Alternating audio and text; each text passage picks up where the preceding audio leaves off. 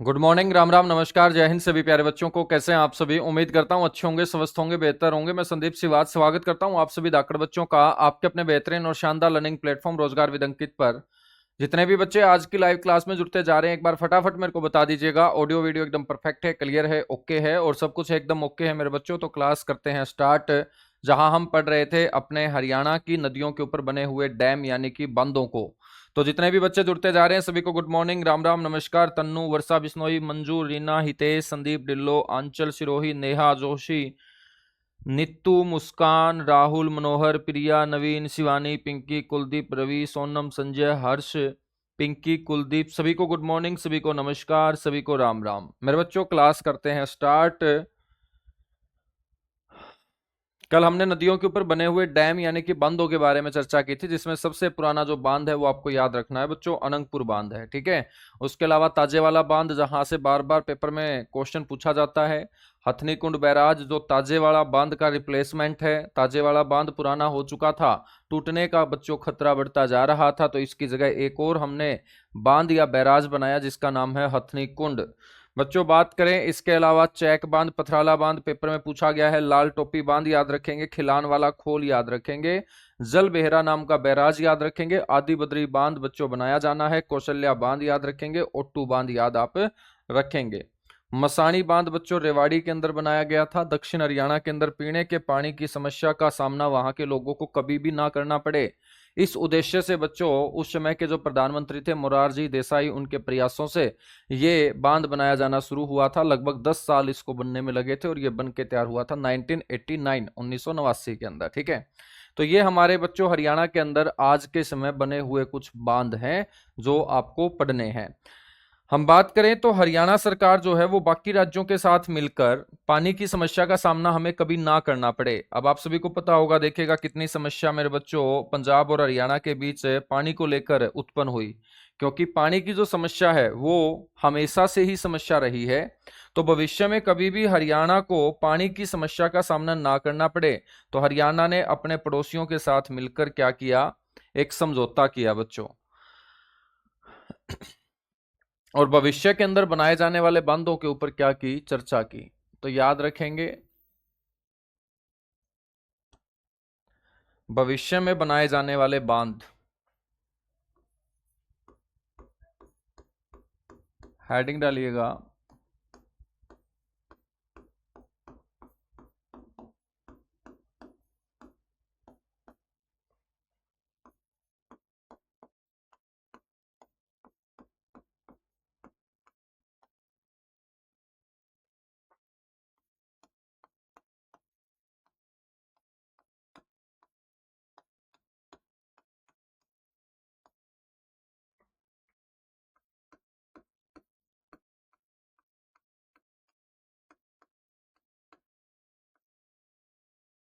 भविष्य में बनाए जाने वाले बांध और बच्चों परियोजना। ठीक है।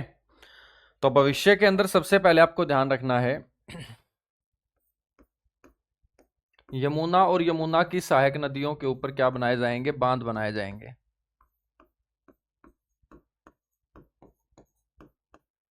तो यमुना और यमुना की सहायक नदियों के ऊपर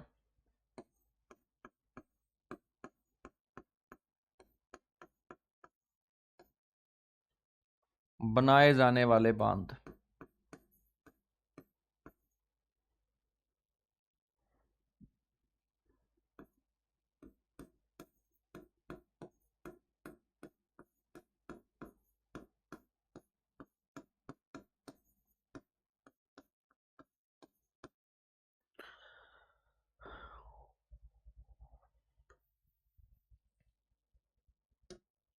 बच्चों आपको एक ट्रिक के माध्यम से याद रखना है यमुना की लकीर। ठीक है।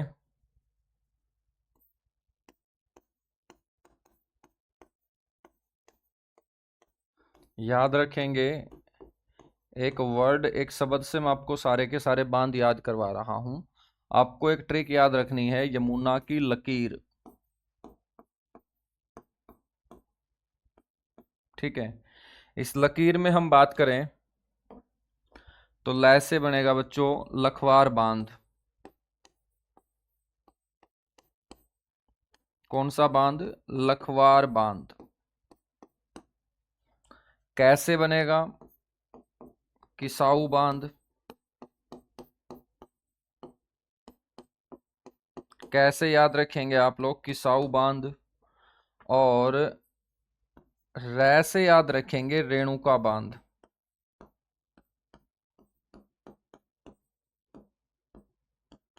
रेणुका बांध, ठीक है। तो ये 3 बांध बनाए जाएंगे और 3 बांध बनाने को लेकर बच्चों हरियाणा समेत 6 राज्यों के बीच क्या हुआ? 2018 के अंदर एक हस्ताक्षर समझौता हुआ। तो याद रखेंगे भारत के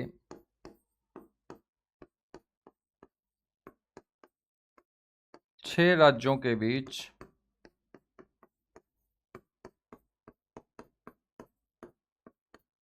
वर्ष 2018 में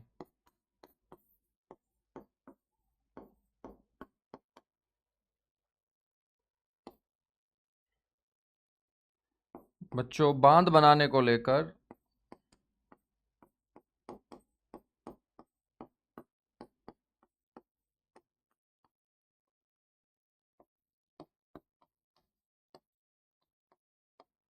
मेमोरेंडम ऑफ अंडरस्टैंडिंग, MOU बोलते हैं इसे, हस्ताक्षर समझौता हुआ था बच्चों। तो आपसे पूछा जा सकता है कि इन बांधों को लेकर कब ये समझौता हुआ था, किस किस के बीच समझौता हुआ था? तो ये 6 राज्यों के बीच समझौता हुआ था। ये 6 राज्य कौन से बच्चों? इन 6 राज्यों में याद रखेंगे सबसे पहले अपना हरियाणा।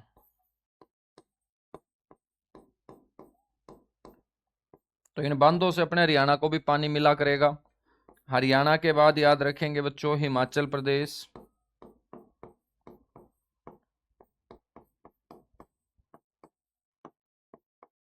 हिमाचल प्रदेश। हिमाचल प्रदेश के बाद उत्तराखंड, यूके उत्तराखंड। चौथे नंबर पे याद रखेंगे यूपी, उत्तर प्रदेश। 5वें नंबर पे बच्चों आपको ध्यान रखना है दिल्ली। अब दिल्ली को यहाँ हम राज्य ही बोल के चल रहे हैं, ठीक है। कहीं तुम बोलो सर दिल्ली तो केंद्र शासित प्रदेश है, लेकिन इसको हम राज्य यहाँ बोल के चल रहे हैं क्योंकि इसके समझौते के अंदर दिल्ली को राज्य ही बोला गया है। और 6ठे नंबर पे जो होगा बच्चों वो होगा राजस्थान। तो इन 6 के बीच इन बांधों को लेकर क्या हुआ? एक समझौता हुआ और इन बांधों का जो पानी है ये 6 राज्य यूज किया करेंगे। क्या किया करेंगे? यूज किया करेंगे, ठीक है। सर जो स्क्रीन के ऊपर नंबर शो हो रहा है वो किसी और को तो नहीं दिखता? नहीं दिखता है बच्चे, ठीक है। यदि आप अपनी आईडी और पासवर्ड किसी और को दोगे तो उसको ही आपका नंबर दिखेगा। यानी कि जिस नंबर से आपने बैच परचेज कर रखा है, आपने रजिस्ट्रेशन कर रखा है, स्क्रीन के ऊपर वही नंबर आपका आएगा, ठीक है। और यदि कोई भी बच्चा वीडियो के साथ छेड़खानी करता है, कुछ और प्रॉब्लम करता है, तो उसका नंबर दिखेगा। नंबर दिखते ही टीम को पता चलेगा और टीम फिर एक्शन लेगी। तो बहुत सारे बच्चे ऐसे होते हैं ना जो ये वीडियो लीक करने का एक सिस्टम जो चला रखा है ना। अब 700-800 रुपये में इतना शानदार बैच मिल रहा है, पता नहीं क्यों बच्चे फिर इस तरीके की हरकत करते हैं। वो बच्चे नहीं होते, ठीक है। तो इसलिए नंबर से वो सारी चीजें पता लग जाती हैं। हम बात करेंगे बच्चों कि ये जो तीनों के तीनों बांध है ये कौन कौन सी नदी के ऊपर बनाए जाएंगे। तो यमुना और यमुना की सहायक नदी मैंने बताई है। तो लखवार जो बांध है ना, याद रखेंगे ये यमुना नदी के ऊपर बनाया जाना है। किसाऊ जो बांध है बच्चों ये टोंस नदी के ऊपर। टोंस नदी किसकी सहायक है? यमुना की सहायक है। और रेणुका बांध जो है ना ये हिमाचल प्रदेश के सिरमौर के अंदर बनेगा बच्चों, गिरी नदी के ऊपर। कौन सी नदी के ऊपर? गिरी नदी के ऊपर ये बनाया जाएगा। यहां तक बातें क्लियर हुई?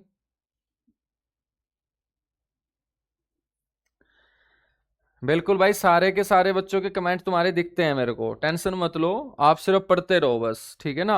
आप सभी के कमेंट दिखते हैं मेरे को, टेंशन मत लो। यमुना और यमुना की सहायक नदियों के ऊपर आपको ये बांध याद रखने हैं। उसके बाद मेरे बच्चों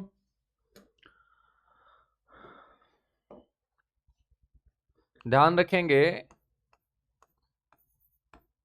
गग्गर हकरा नदी के ऊपर बनाए जाने वाले बांध। गग्गर हकरा नदी पर शिवालिक क्षेत्र में बनाए जाने वाले बांध।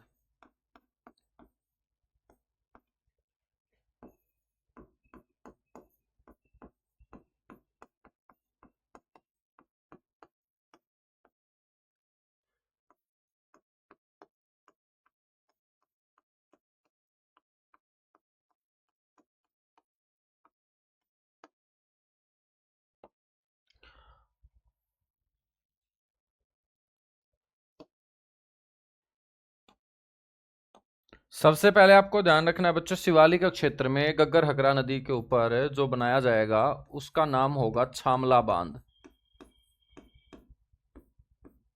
छामला बांध, ठीक है। लेकिन जो लोग बोलते हैं ना वो इसे बोलते हैं चमाला बांध। चमाला नहीं है बच्चों, ये छामला है। लेकिन मैं चमाला इसलिए लिख देता हूं क्योंकि तुम्हारी किताबों में भी चमाला लिखा गया है। तो ये चमाला नहीं, ये छामला बांध है, ठीक है। दूसरे नंबर पे हम बात करेंगे दंगराना बांध। और आप जो किताब खरीद के लेके आए होगे उसमें दंगराना ना लिख के डांगराना लिख रखा होगा।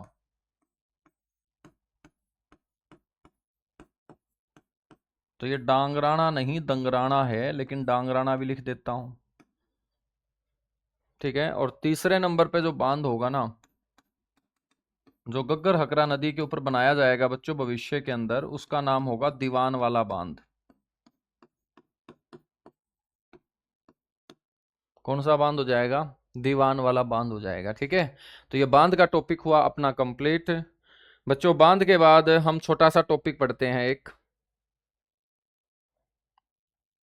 5-7 मिनट का है, एक दो पेपर में क्वेश्चन यहां से पूछे गए हैं। हेडिंग डालिएगा हरियाणा के नाले।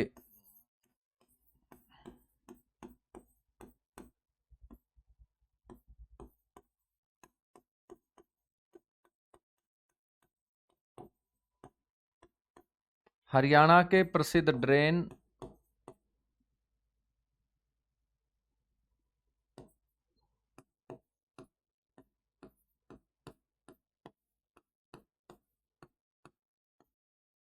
या नाले, ठीक है।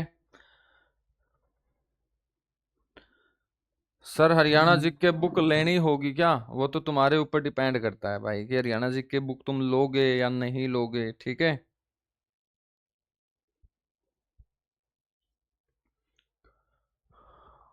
आज भी फोकस का इशू है क्या? आज तो नहीं है यार। सबसे पहला नारा आपको ध्यान रखना है, गाटा का बादशाहपुर नाला। नाला तो समझते होंगे जिसको हम ड्रेन बोल देते हैं ना। और आपको दिल्ली, फरीदाबाद, नजफगढ़, ठीक है, हरियाणा, यहां पर आपको बहुत सारे नाले नजर आएंगे, जिसमें एक नाला आपको ध्यान रखना है, गाटा का बादशाहपुर नाला। गाटा का जो बादशाहपुर नाला है बच्चों, आपसे पूछा जाएगा ये कहाँ से निकलता है, तो आपको बोलना है ये दिल्ली की पहाड़ियों से निकलता है। और दिल्ली के अंदर कौन सी पहाड़ी है? अरावली की पहाड़ी है। तो सबसे पहले ध्यान रखना है,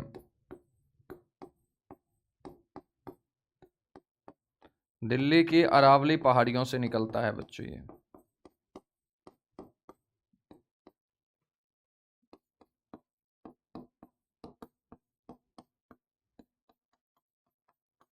दिल्ली की अरावली पहाड़ियों से निकलकर फिर ये जाता कहाँ है? ये अपने हरियाणा में प्रवेश करता है, ठीक है। तो ध्यान रखेंगे,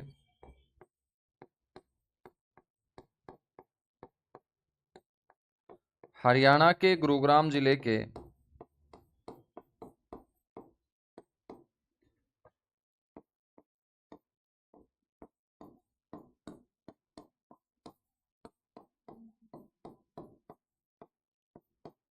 गवाल क्षेत्र में प्रवेश करता है बच्चों।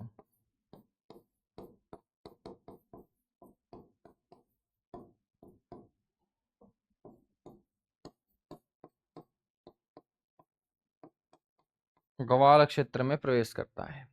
प्रवेश करने के बाद अंत में कहाँ गिरता है ये? नजफगढ़ झील के अंदर, जहां साहिबी नदी अपना पानी गिराती है वहां पर।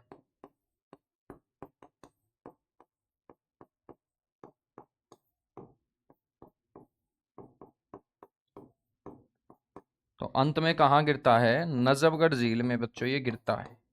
3 पॉइंट याद रखने हैं। आपसे क्वेश्चन ये भी पूछा जा सकता है कि गाटा का बादशाहपुर नाला हरियाणा के कौन से जिले के अंदर बहता है? तो जिला भी आप लोग बता ही दोगे ना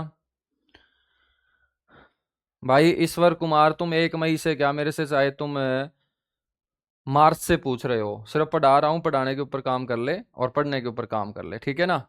हाँ, तुम लोगों के यहाँ पर भाई साहब आलतू फालतू के जवाब देने के लिए नहीं सामने आता मैं, समझ में आई बात? तो चुपचाप पढ़ाई के ऊपर ध्यान दे ले। बाकी लास्ट में मैंने बोला है, क्लास के शुरुआत में भी बोलता हूँ, लास्ट के 5 मिनट में तुम पूछा करो, बीच में डिस्टर्ब मत किया करो, ठीक है।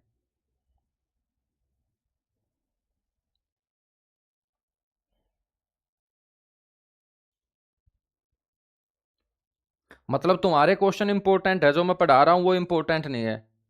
तुमने बैच मेरे से बात करने के लिए लिया है या पढ़ने के लिए लिया है? अरे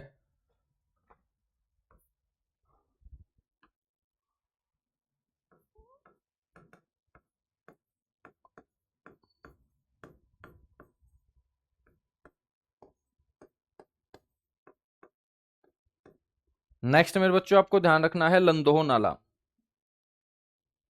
अच्छा, आज फिर फोकस का इशू है क्या? Good morning, good morning, good morning, good morning, good morning. Sir आपकी बुक कौन सी है? बुक आएगी मेरे बच्चों, आपको मैं बता दूंगा, डीएनए ऑफ हरियाणा 3.0 किताब आएगी। आएगी जब मैं आपको बता दूंगा, ठीक है।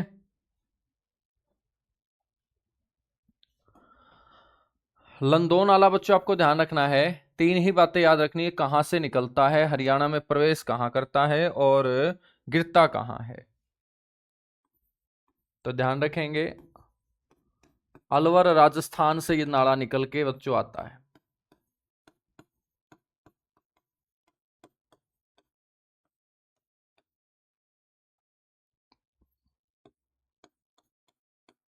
अलवर राजस्थान से ये क्या है, निकलता है।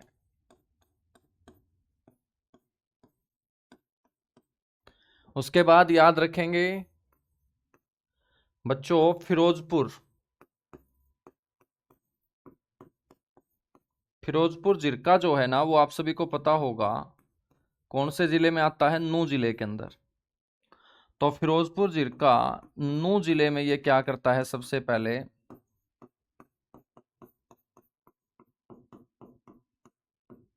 प्रवेश करता है अपने हरियाणा में।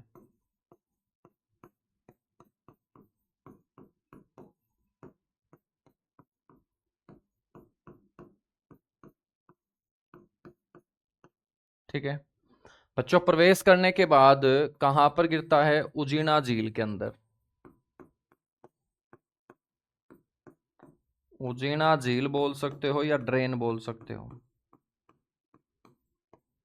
और उजीना बच्चों गांव का नाम है। उजीना गांव भी कौन से डिस्ट्रिक्ट का है? नूह डिस्ट्रिक्ट का।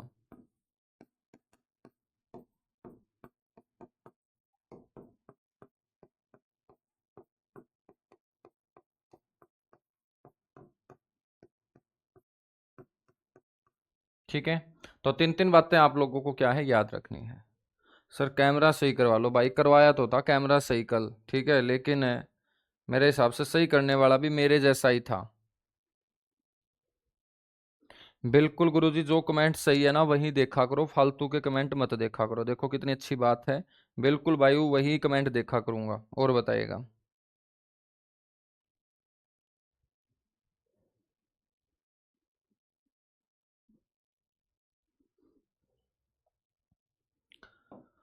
सर ट्रिक से याद करवाया करो। अब देख लो इनका क्या करें, मतलब तुम यार गोपूनाथ अब छोटा बच्चा रह रखा है क्या? तो ट्रिक से मैं तेरे को बताऊंगा। ए फॉर एप्पल ही याद रखेगा क्या? ए फॉर कुछ और भी याद रखता है, अमन भी याद रख सकता है। तो रट्टा क्यों मारते हो तुम? हैं? तो ट्रिक क्या होती है? ट्रिक भी तो याद ही करनी पड़ेगी, या तो ट्रिक खुद बनाओ कि ये याद नहीं हो रहे तो मैं अपने दिमाग से ट्रिक बनाता हूं, तो खुद के दिमाग से बनाई गई ट्रिक लंबे समय तक याद रहेगी। अब मैंने कोई ट्रिक बना के आपको दे दी तो तुम पढ़ोगे, याद ही तो करोगे, तो इनको डायरेक्ट ही याद ना कर लो। इतना मुश्किल कहाँ है मेरे भाई, नौकरी लगने वाले हो तुम। सरकार तुम्हें नौकरी लगने के बाद जब काम देगी तब भी तुम्हारे वो काम याद नहीं होगा, फिर तो तुम बोलोगे सरकार को कि ट्रिक बना के दो काम की, तब जाके करूंगा मैं काम, बिना ट्रिक के तो मेरे से कुछ होता ही नहीं। मेहंदी बाड़ा नाला, तो याद रखेंगे अगला जो नाला है बच्चों वो है मेहंदी बाड़ा नाला। मेहंदी बाड़ा नाला जो है ये कहाँ से निकलता है? ये दिल्ली की पहाड़ियों से निकलता है, ठीक है। ये भी कहाँ से निकलता है? दिल्ली पहाड़ियों से निकलता है। तुम याद करने बैठते नहीं हो बच्चों, जब याद करने नहीं बैठोगे तो तुम्हारा दिमाग ओवर थिंकिंग करेगा, फालतू की बातें सोचेगा कि ट्रिक हो जाए। तुम 4-5 बार इनको पढ़ो, 4-5 बार पढ़ने के बाद अपने आप याद हो जाता है। हम बात करें तो ये कहाँ प्रवेश करता है? हरियाणा में सबसे पहले प्रवेश करता है ये गुरुग्राम में।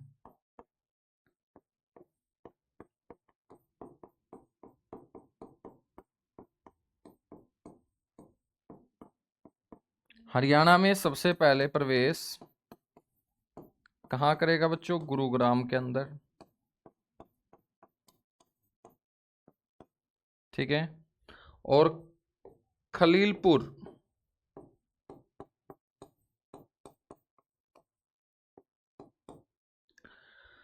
खलीलपुर झील के अंदर मेरे बच्चों ये अंत में मिल जाता है।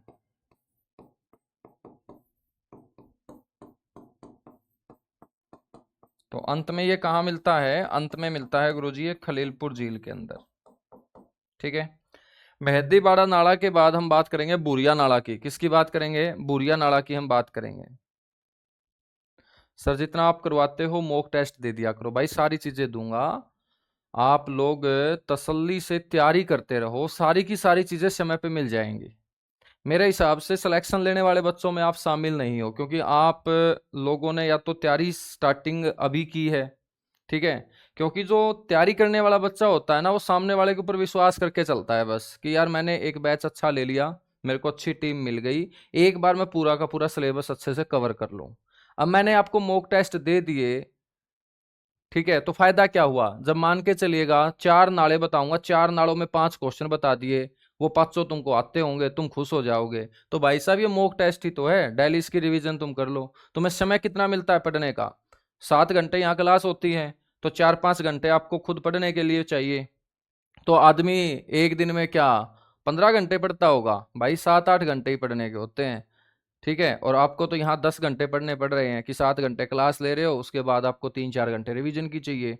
तो आप 3-4 महीने इसी पैटर्न को फॉलो करो, उसके बाद मॉक टेस्ट भी होंगे, प्रैक्टिस सेट भी होंगे, रिवीजन भी आपकी करवाई जाएगी, मैराथन क्लासेस भी आपकी होंगी। और इसी सिलेबस से जब आप दोबारा से बच्चों प्रैक्टिस लगाओगे, रिवीजन करोगे, तो आपको फिर मजा आएगा। सारी चीजें एक साथ नहीं हो सकती हैं, पहले सिर्फ इस कंटेंट के ऊपर आप फोकस करो, कोई किताब खरीदने की जरूरत नहीं है। लेकिन तुम मेरी बातें मानोगे भी नहीं, क्यों नहीं मानोगे? क्योंकि तुम खुद अपना बच्चों वहां एक्सपीरियंस घुसाओगे। जब तुम खुद अपना घुसाओगे तो रिजल्ट वही आएगा जो आज तक आते आया है। और रिजल्ट तुम बदलना चाहते हो, बदलना चाहते हो तो थोड़ी बहुत बातें हमारी भी मान लिया करो, क्योंकि हमने फेलियर बच्चों को भी देखा है और नौकरी लेने वाले बच्चों को भी देखा है। तो नौकरी लेने वाला बच्चा क्या करता है और फेलियर बच्चा कहाँ पे उलझ के रह जाता है, तो वो आप लोगों को मैं बता रहा हूं, ठीक है।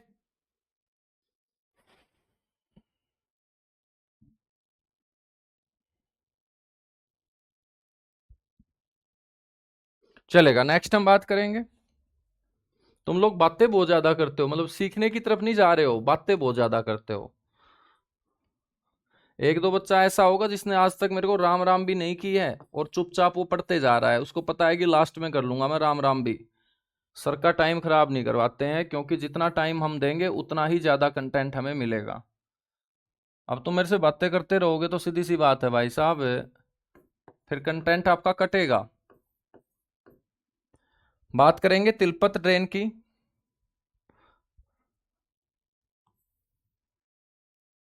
बच्चों तिलपत ट्रेन को हम बुरिया नाला भी बोलते हैं, याद रखेंगे, ठीक है। तो इसका जो दूसरा नाम होगा वो याद रखना है आपको।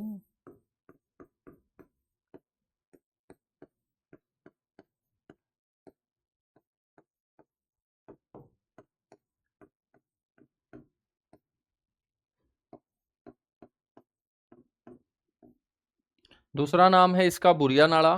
तिलपत बच्चों फरीदाबाद जिले का क्या है, गांव है तिलपत। तो ये फरीदाबाद जिले में बहता है।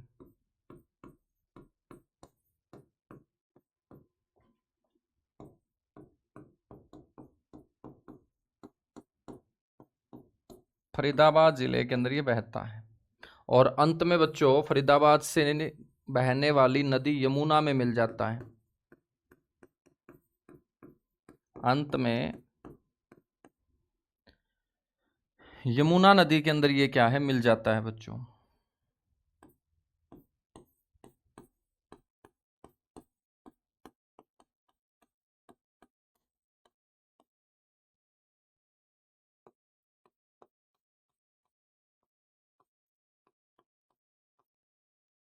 अंत में यमुना नदी के अंदर ये क्या है, मिल जाता है, ठीक है। तो ये आपको ध्यान रखने हैं। चार नाले याद करवाए हैं, चार में से बच्चों एक नाला पेपर में पूछा जा सकता है, जिसमें घाटा का बादशाहपुर नाला हमने पढ़ लिया है, मेहंदी बाड़ी नाला हमने पढ़ लिया है बच्चों, हमने लंदोह नाला पढ़ लिया है, और अभी लास्ट में हमने पढ़ा है बुरिया नाला। अब हम पढ़ेंगे हरियाणा की प्रसिद्ध झीलें। हेडिंग डालिएगा सारे के सारे बच्चे। क्या होती है बच्चों झील? झील का मतलब क्या होता है, झील का मतलब जोड़ होता है, बाकी कोई अंतर नहीं होता जोड़ और झील के अंदर, ठीक है। आप सारे के सारे गांव से आने वाले बच्चे होंगे तो आपको पता होगा जोड़ का बच्चों, जहां पर भैंसे आप लोग नहलाया करते थे, ठीक है। तो आपको ध्यान रखना है कि जोड़ इज इक्वल टू झील होता है, यानी कि large amount of water surrounded by land, पानी का बहुत बड़ा भाग जिसके चारों ओर जमीन जुड़ी हो, उसी को हम क्या बोलते हैं बच्चों, झील बोलते हैं, ठीक है। अब झीलों का अध्ययन करना क्या कहलाता है, आपसे कोई पूछ ले कि भाई झीलों का अध्ययन क्या कहलाता है, इन झीलों को जो हम पढ़ेंगे तो झीलों की स्टडी करना क्या कहलाता है, तो आप बोलेंगे झीलों का अध्ययन कहलाता है लिम्नोलॉजी।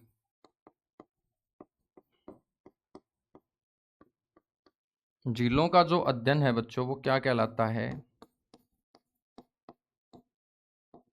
वो लिम्नोलॉजी कहलाता है,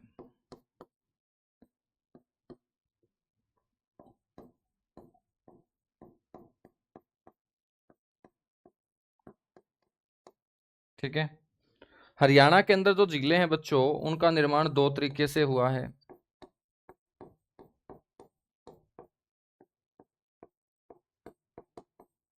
हरियाणा के अंदर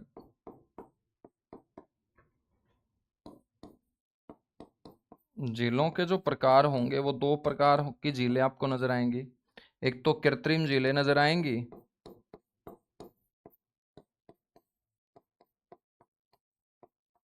और एक मेरे बच्चों प्राकृतिक झीलें नजर आएंगी।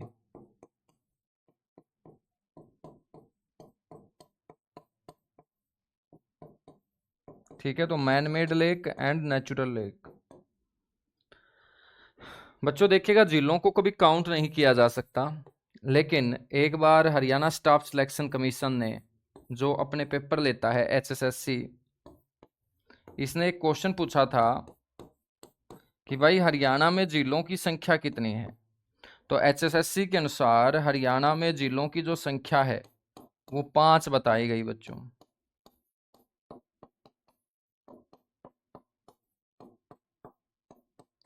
हरियाणा में झीलों की संख्या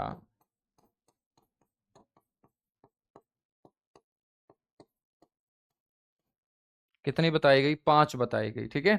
झीलों को कभी काउंट नहीं किया जा सकता, क्योंकि झील का मतलब क्या होता है, गड्ढा होता है, और वो गड्ढा जिसमें पानी भरा हो उसी को जोड़ बोलते हैं, तालाब बोलते हैं, झील बोलते हैं, लेक बोलते हैं। तो बच्चों गड्ढों को हम कैसे काउंट करेंगे? आपके गांव में भी 2-3 तालाब होंगे, और हरियाणा में जितने भी गांव हैं सभी गांवों के अंदर एक एक दो दो तालाब होंगे। शहरों में भी बच्चों बहुत बड़े बड़े जोड़ होंगे। अंतर इतना है कि शहर वालों में क्या होती है, बत्तख होती है, गांव वाले में भैंस होती है। तो बच्चों बात करें तो गड्ढों को कभी काउंट नहीं किया जा सकता। ठीक है, आपसे कभी क्वेश्चन ऐसे नहीं पूछा जाता कि भारत में कितनी झीलें हैं, क्योंकि गड्ढों को, झीलों को काउंट नहीं किया जा सकता है। लेकिन यहां पर एचएसएससी ने एक क्वेश्चन पूछा था कि हरियाणा में झीलों की संख्या बताओ। दोबारा यदि ये क्वेश्चन रिपीट होके आ जाता है तो आपको उत्तर देना है 5। क्या देना है? उत्तर देना है 5। ठीक है।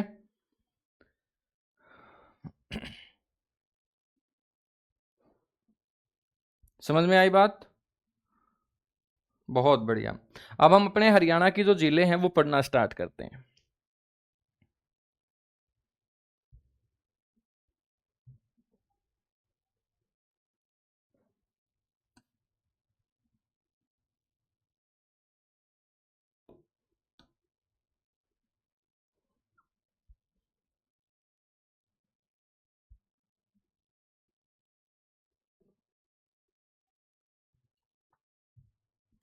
बच्चों सबसे पहले बात करते हैं, ये जो डिस्ट्रिक्ट आपको नजर आ रहा होगा इसको हम बोलते हैं सिरसा। ठीक है। और सिरसा के अंदर आपको ध्यान रखनी है एक झील जिसका नाम है मेरे बच्चों दनूर झील।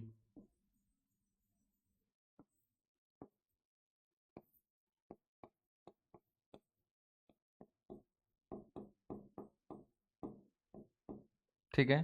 तो आपसे कोई पूछ ले कि भाई सिरसा में कौन सी झील है, तो आप बोलेंगे दनूर झील है। और ये दनूर झील सिरसा के कौन से गांव के अंदर है? ओट्टू गांव के अंदर है। उसके बाद आपको ध्यान रखना है अगला जो डिस्ट्रिक्ट है मेरे बच्चों ये है फतेहाबाद। ठीक है। और फतेहाबाद के अंदर जो झील है बच्चों उसको हम बोलते हैं चिल्ली झील।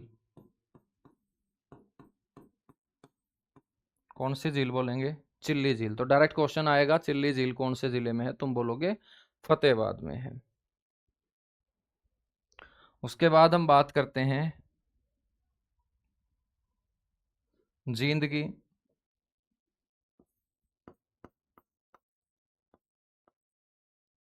बच्चों जींद के अंदर जो है ना एक तालाब है,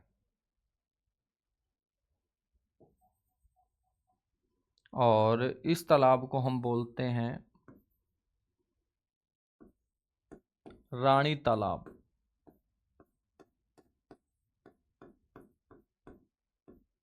कौन सा तालाब बोलते हैं? रानी तालाब बोलते हैं। और ये जो रानी तालाब है बच्चों इसका निर्माण किसने करवाया था? तो ध्यान रखेंगे राजा रघुवीर सिंह चौधरी।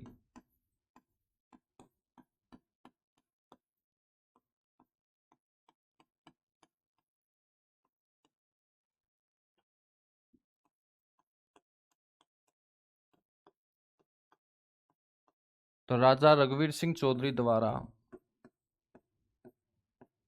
जींद के रानी तालाब का निर्माण बच्चों करवाया गया था। ठीक है। तो जींद के अंदर आपको ये तालाब याद रखना है। इसके अलावा हम बात करें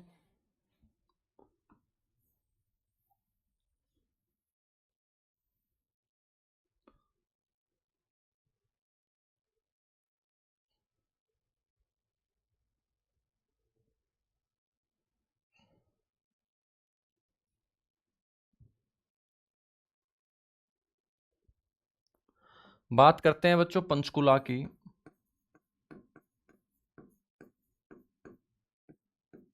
तो पंचकुला के अंदर जो झील है बच्चों उसका नाम है टिक्कर ताल झील।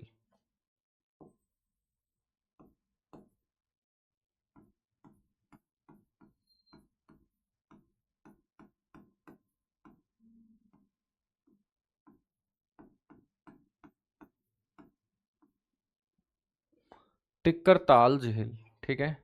तो टिक्करताल झील मेरे बच्चों कौन से क्षेत्र में होगी? मोरनी क्षेत्र में होगी, और मोरनी क्षेत्र पंचकुला।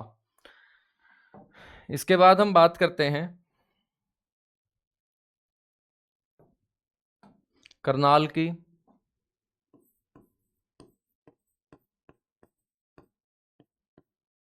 करनाल के अंदर बच्चों जो झील है उसका नाम है कर्ण झील।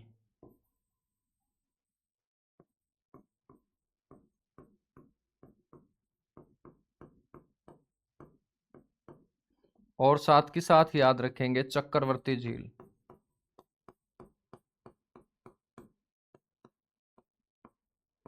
कर्ण झील और चक्रवर्ती झील है बच्चों कौन से गांव के अंदर? तो ये आपको ध्यान रखना है, उचाना गांव के अंदर। इसको बोलते हैं उछाना या उचाना। तो एक उचाना तो जींद में है बच्चों, ये कहाँ का है? करनाल का है, ठीक है। और इस झील का नाम जो चक्रवर्ती झील है, ये भी ध्यान रखेंगे, ये हरियाणा के जो दूसरे राज्यपाल हुए हैं BN चक्रवर्ती, उनके नाम पर इस झील का नाम चक्रवर्ती झील है। तो हरियाणा के दूसरे राज्यपाल कौन हुए हैं? BN चक्रवर्ती।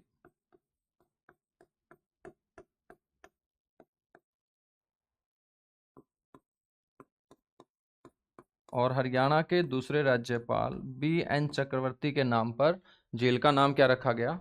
चक्रवर्ती नाम रखा गया है, ठीक है। याद रखेंगे, बिल्कुल याद रखेंगे मेरे बच्चों। उसके बाद हम आ जाते हैं सोनीपत।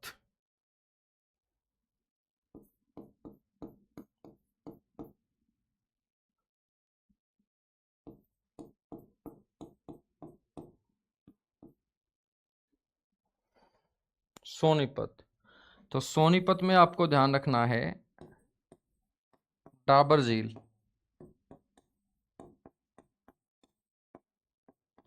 और डाबर झील जो है बच्चों वो सोनीपत के कौन से इलाके में है? याद रखना है मुरथल के अंदर है। कहाँ है? मुरथल। तो मुरथल में कौन सी झील याद रखोगे आप? डाबर झील आपको याद रखनी है। इसके बाद हम बात करते हैं यहाँ रोहतक के अंदर। और रोहतक के अंदर जो झील है बच्चों,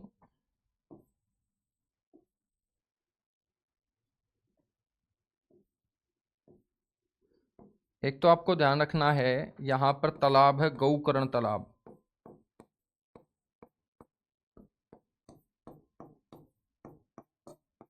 कौन सा तालाब है? गौकर्ण तालाब है। तो गौकर्ण तालाब कहाँ बोलोगे? रोहतक के अंदर। और बच्चों रोहतक के अंदर एक झील है जिसका नाम है तिलियार।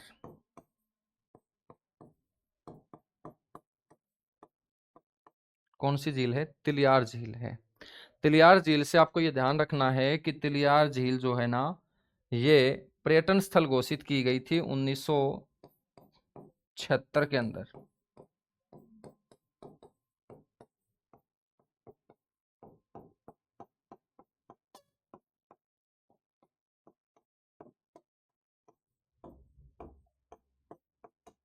तो 1976 के अंदर तिलियार झील को, जो रोहतक के अंदर है, इसको पर्यटन स्थल क्या किया गया था? घोषित किया गया था बच्चों, ठीक है ना।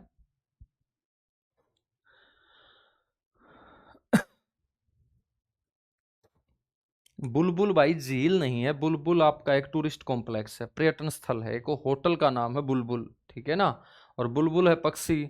तो बुलबुल के नाम पर जो आपका होटल है, टूरिस्ट कॉम्प्लेक्स है, वो जींद के अंदर होगा। बुलबुल कोई झील नहीं है। यहां तक बातें क्लियर हुई? बिल्कुल क्लियर हुई, चलेगा। इसके बाद हम कुछ और जिलों के अंदर झीलें पढ़ लेते हैं। जैसे जींद के बाद कैथर झील आता है।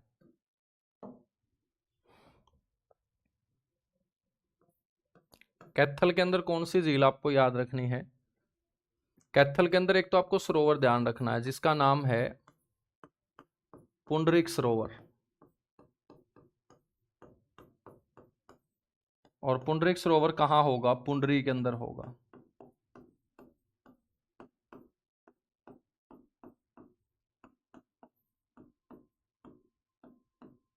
पुंडरीक कैथल के अंदर होगा। बच्चों पुंडरीक सरोवर को लेकर मान्यता लोगों में यह है कि सतयुग से लेकर अब तक इस सरोवर का जो पानी है ना वो एक बार भी नहीं सूखा है। और पुंडरीक नाम का कोई ऋषि हुआ है जिसके कारण इस गांव को पुंडरी बोलते हैं और इस सरोवर को पुंडरीक बोलते हैं। तो पेपर में क्वेश्चन पूछा जाएगा कि एक ऐसा सरोवर कौन सा है जिसका पानी सतयुग से लेकर अब तक एक बार भी नहीं सूखा। तो सतयुग से लेकर अब तक इसका पानी बच्चों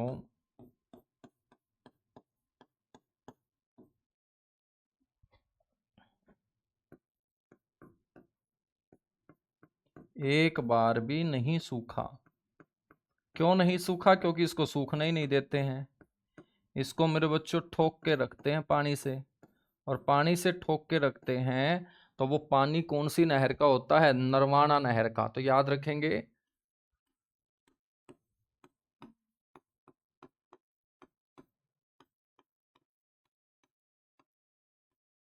तो नरवाना नहर से बच्चों जल आपूर्ति की जाती है।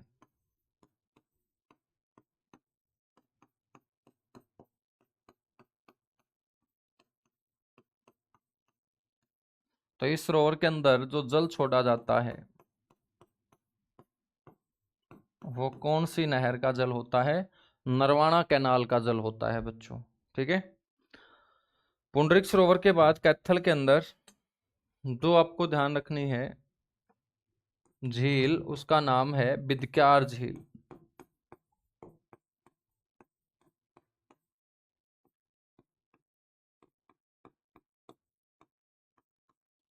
बिदक्यार झील या वेदक्यार झील या बच्चों वृद्धक्यार झील, इसको अलग अलग नाम से पुकारते हैं सारे के सारे। ठीक है। ये कहाँ है सर? ये कैथल के अंदर।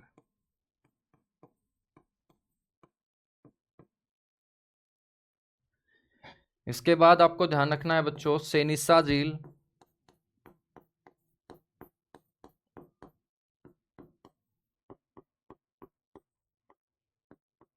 सेनिसा झील, तो सेनिसा झील हमने नदियों में पढ़ी थी ना। यहाँ पर मार्कंडा नदी अपना अधिकतर पानी गिरा रही थी, और सेनिसा झील कौन से गांव में है? अरुणाए गांव के अंदर। और अरुणाए गांव पेहवा तहसील का गांव है, जिला कुरुक्षेत्र में।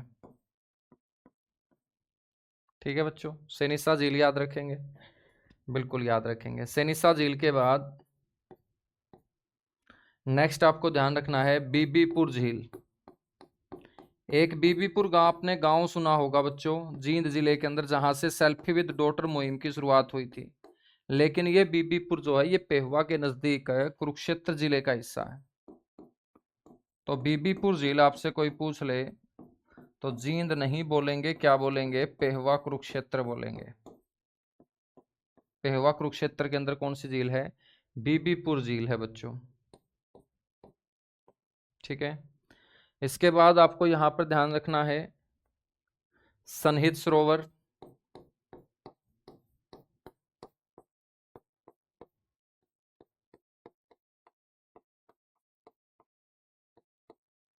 सनहित सरोवर ये भी बच्चों कहाँ है? ये कुरुक्षेत्र में है।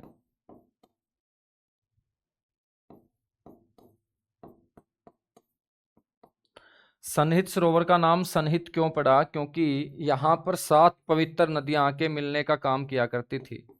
तो ध्यान रखेंगे ये सरोवर जो होगा ना ये 7 पवित्र नदियों का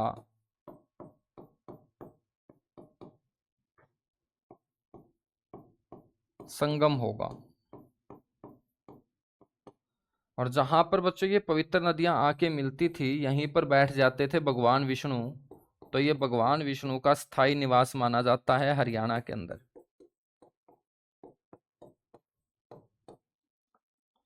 तो कौन सा सरोवर भगवान विष्णु का स्थायी निवास होगा? तो भगवान विष्णु का स्थायी निवास होगा सनहित सरोवर। यह भी बताया जाता है कि यदि यहाँ पर जाकर कोई आदमी 3 दिन लगातार स्नान कर ले तो भटकती और दुखी आत्माओं को क्या मिल जाती है? शांति मिल जाती है। तो याद रखना है स्नान करने से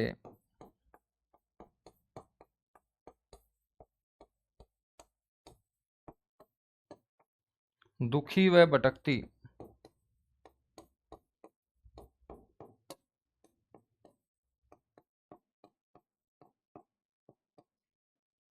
आत्मा को बच्चों क्या मिलती है? शांति मिलती है। और जितने भी क्लास के अंदर है ना इस टाइप के, जो बार बार भटक रहे हैं, एक बार 3 दिन जाके यहाँ बच्चों तुम्हें छलांग लगा के आओ, स्नान करके आओ, ठीक है? तो स्नान करने से दुखी और भटकती आत्मा को क्या मिलती है? शांति मिलती है। मुक्ति नहीं मिलेगी, मुक्ति तो मरने के बाद मिलेगी, शांति मिलेगी बस, ठीक है? जो तुम कमेंट में करते रहते हो ना सारा का सारा सीन क्रिएट, तो आप लोगों की जो आत्मा है वो दुखी है और भटक रही है, ठीक है? मेरे हिसाब से जो क्वेश्चन नहीं करता है, चुपचाप पढ़ रहा है, उसकी आत्मा जो है वो शांत हो रखी है। और जो बार बार मेरे बच्चों उछल कूद कर रहा है ना कमेंटों में, इसका मतलब वो दुखी आत्मा है, भटकती आत्मा है। तो बच्चों बस पकड़ के, आज ही गर्मी का टाइम है, 3 दिन सन्निहित सरोवर में बच्चों डांक लगाओ, कूदो, नहाओ, और फिर तुम 3 दिन के बाद क्लास लगाना, देखिएगा तुम्हें अलग ही मजा आएगा, ठीक है? तो कौन सा सरोवर है? सन्निहित सरोवर है। तीनों पॉइंट याद रख लोगे?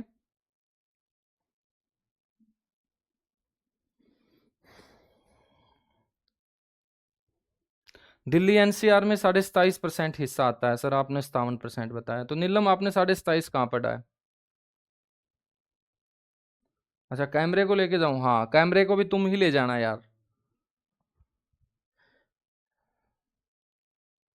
सर ओल्ड भर्ती के बारे में कुछ बोलो, क्या बोल रहे भाई ओल्ड भर्ती के बारे में? सरकार वापस ले रही है क्योंकि तुम घरों के अंदर आराम कर रहे हो। भाई घरों में आराम करोगे तो फिर क्या होगा? अब वो बच्चे पागल थोड़ी हैं जो पंचकुला और चंडीगढ़ के चक्कर काटते हैं। अब तुम सोचते हो कि यार जिस दिन नौकरी लगेगी, जिस दिन ज्वाइनिंग आएगी, उसी दिन घर से खाट से उठ के जाऊंगा। मैं नहीं जाऊंगा इतने, क्योंकि मैं मेरे घर का बड़ा लाडला हूँ, मेरे को घर वाले जाने ही नहीं देते।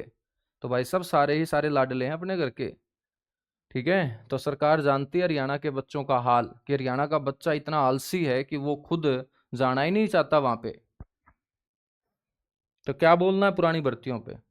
बस देखते रहो, जो सरकार शोषण करे, जो कमीशन शोषण करे, वो शोषण होता हुआ देखते रहो भाई, क्योंकि तुम कोई 5वीं 6ठी के बच्चे थोड़ी हो।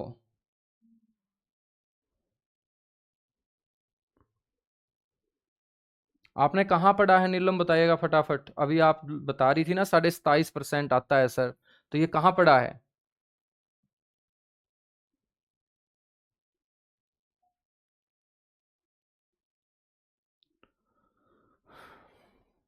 अब वो दोबारा रिप्लाई नहीं करेगी, मेरे को पता है।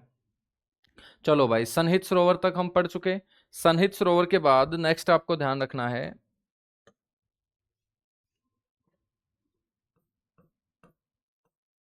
बच्चों, ब्रह्म सरोवर।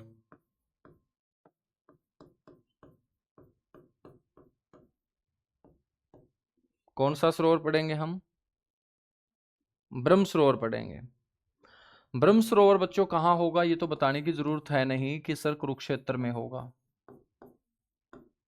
लेकिन मैं आपसे पूछूं कि ब्रह्म सरोवर के आगे क्या जुड़ा है? भगवान ब्रह्मा जुड़ा है बच्चों। तो ये किसको समर्पित होगा? भगवान ब्रह्मा को समर्पित होगा।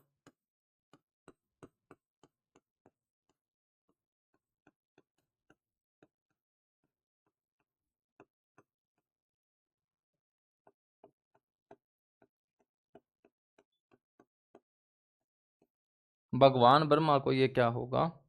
समर्पित होगा।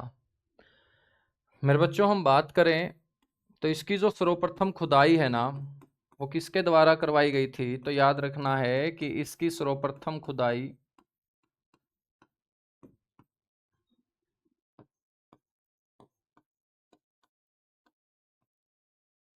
आर्यवंशी कुरुओं के द्वारा।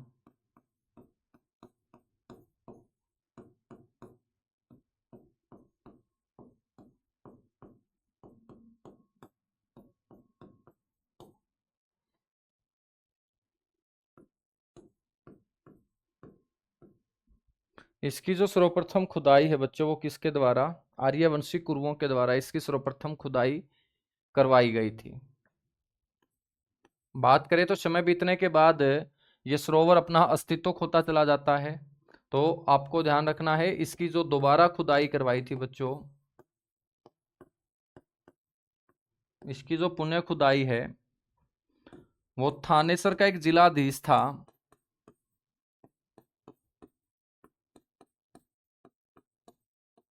नाम था उसका लरकिन। तो थानेसर के जिलाधीश लरकिन के द्वारा बच्चों इसकी पुनः खुदाई करवाई गई थी। आज जो हम देख रहे हैं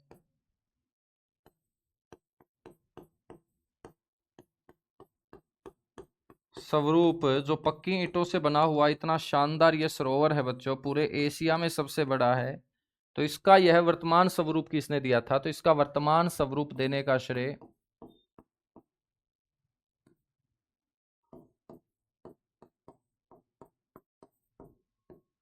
बच्चों गुलजारी लाल नंदा को जाता है।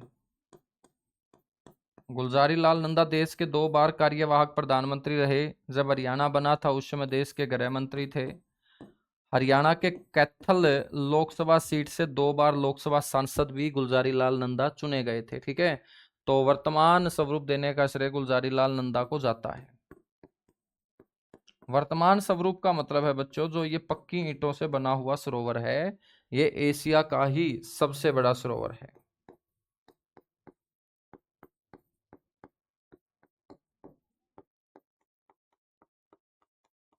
एशिया का सबसे बड़ा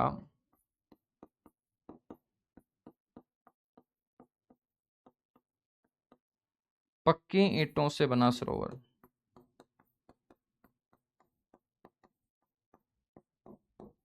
और पक्की ईंटों से बना है तो कृत्रिम ही होगा। ठीक है बच्चों, हम बात करें तो इस सरोवर के अंदर भी जो जल आता है ना, वो कहां से आता है? नरवाना नहर से।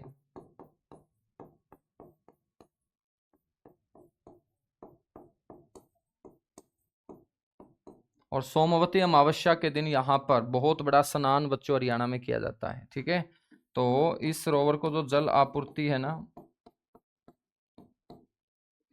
कौन सी नहर करती है?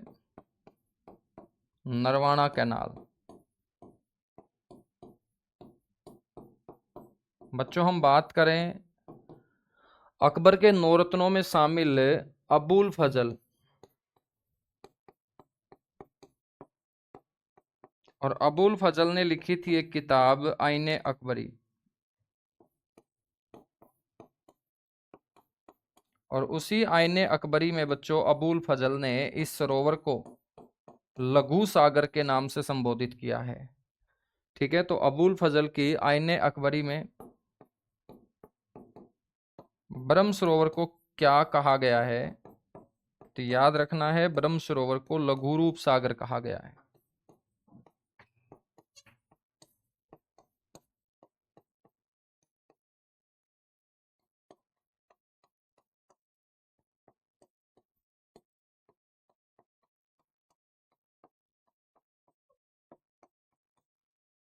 क्या कहा गया है बच्चों? ब्रह्म सरोवर को लघु रूप सागर कहा गया है। ठीक है,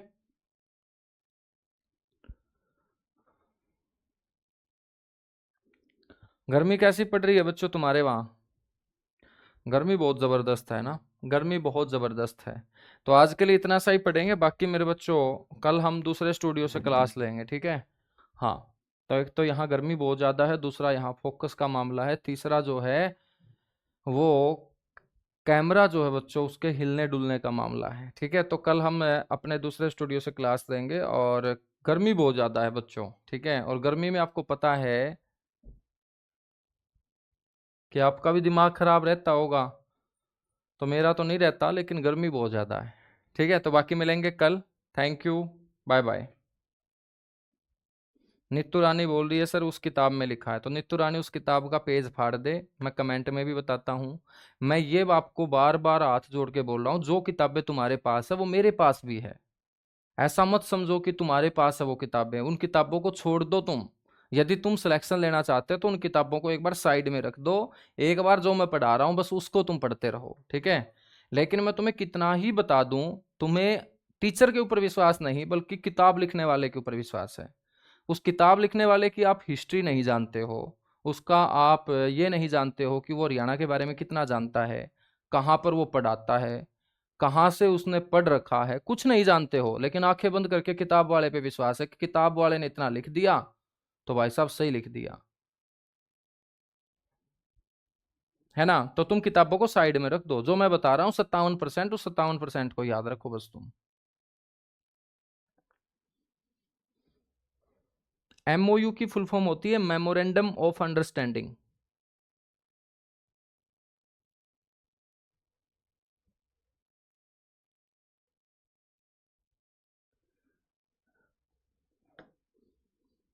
सर 1970 में हिमाचल प्रदेश तो बना ही नहीं था, हिमाचल प्रदेश ने कैसे मना कर दिया? भाई 1970 में हिमाचल प्रदेश नहीं बना था राज्य, लेकिन उस समय वो केंद्र शासित प्रदेश हुआ करता था, ठीक है। हाँ, अब दिल्ली राज्य नहीं है तो केंद्र शासित प्रदेश तो है, दिल्ली के कुछ अपने अधिकार तो हैं। तो हिमाचल प्रदेश उस समय राज्य नहीं था, हिमाचल प्रदेश केंद्र शासित प्रदेश था। राज्य तो वो 1971 में बनता है, कब बनता है? 1971 के अंदर, ठीक है।